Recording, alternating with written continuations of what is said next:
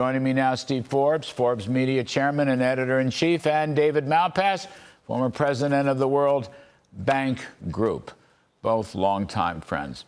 Gentlemen, let me start out. Some sound from Trump in Wisconsin earlier this week. Take a listen.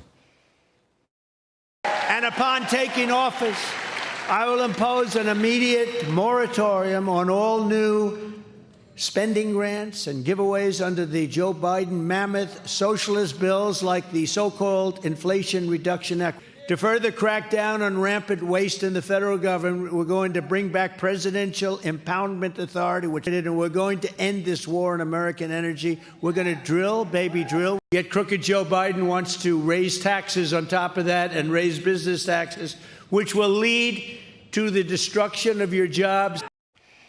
All right, we'll stop there. We have another sound coming, but Steve Forbes, why don't you weigh in on that? And the general story here, I mean, even with these numbers, I mean, I don't want to go through numbers ad nauseum in the late afternoon show, but the reality is the job numbers were softening, have been softening, particularly household numbers, right?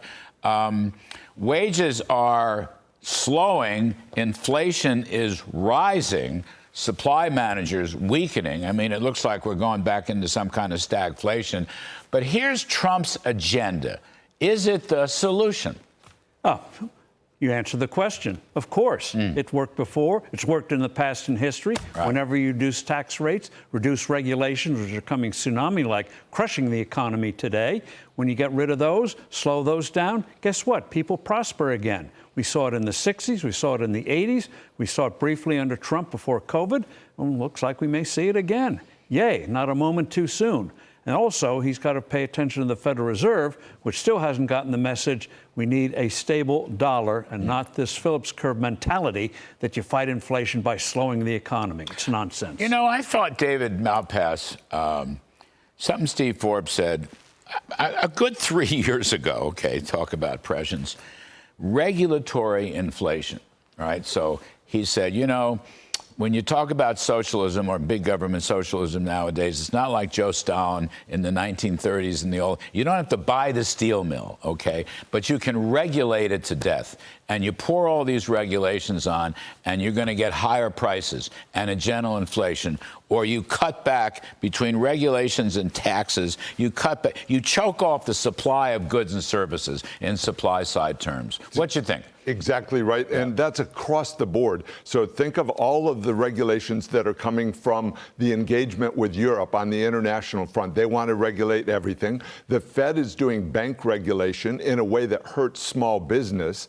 The government right now, over the last 2 months or 1 month even, is putting out a ton of new final regulations. It will take an army of lawyers to sort those out. And in the meantime, small businesses are facing this super high cost of capital. And so that's why there's inflation within the economy. There's just not enough people able to get away from the government and do their thing in bringing down prices. Why is everybody working part-time, Steve Forbes? Now, you didn't see it so much in this month, but I jotted down some notes. On a year-over-year basis, part-time workers are vastly more than full-time. In fact, we've hardly had any increase in full-time employment at all. It's virtually all been part-time. Why is that? Is that to do with the regulatory story? Is there too many government benefits? Are people working from home? Why is that?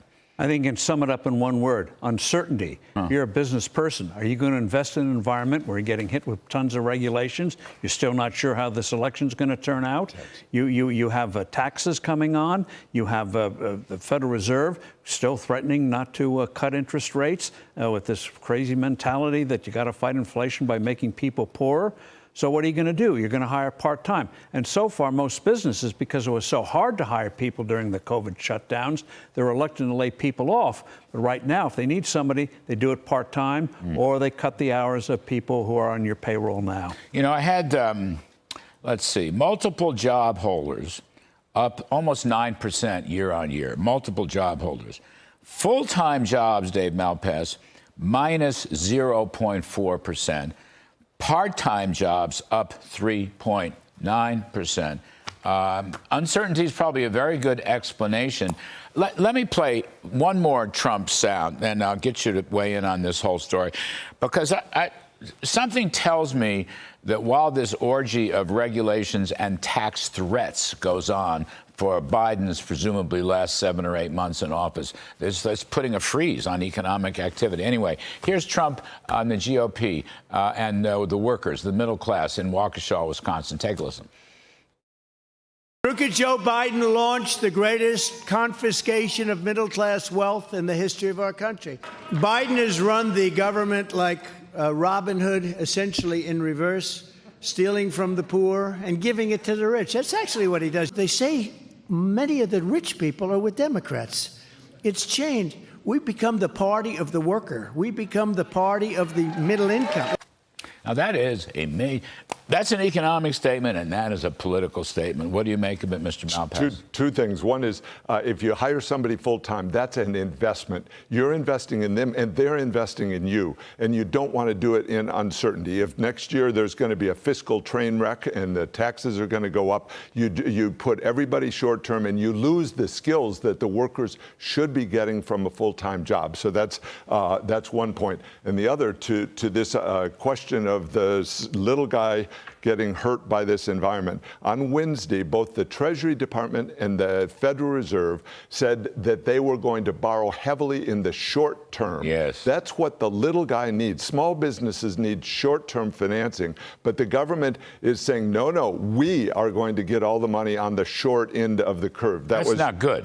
That's not right? good. I wanted the 100-year bond. Well, okay. I wanted the 100-year bond. Trump loved the 100-year bond. I couldn't get it past the Treasury. Not you. It wasn't your division. It was another division. I was happy. Even a 50-year bond. Well, and can I say even much more 10-year and 30-year? And yes. They could have announced that Wednesday, but instead they said, no, we're going to, even though the deficit is gigantic, the national debt is going up, we, the government, are going to borrow right where small businesses want that money. Yellen's everything borrowing short, T-bills, which is just going to screw Gen Z.